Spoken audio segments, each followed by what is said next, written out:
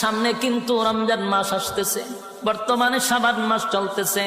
এখন যদি ফিরে না আসি কবেই বা ফিরে আসব? এই রহমতের মাস, বরকতের মাস চলে যাচ্ছে। এখন থেকে তওবা করা দরকার। আল্লাহ আপনার হুকুম যা লঙ্ঘন করছি, তাম জিন্দেগির গুনার বোঝা মাথায় লইয়া নজরুলের রহমতের সময় যদি চোখের পানি গুলো ছেড়ে দিয়া কান্দেন আর বলেন, মালিক জীবনের সব গুনার উপরে লজ্জিত, আল্লাহ এতদিন আপনার হুকুম পালন করি নাই, আল্লাহ শয়তানের ওয়াসওয়াসায় পড়ে করছি গো, আপনি মাফ করে দেন। চোখের পানিগুলো ছেড়ে দিয়া যদি আল্লাহর দরবারে আপনি দরখাস্ত করেন, আমার আল্লাহ বলেন, বান্দারে যৌবনকালে যদি একবার ডাক দেস, আমি 70 বার বান্দা তোর ডাকে জবাব দিই।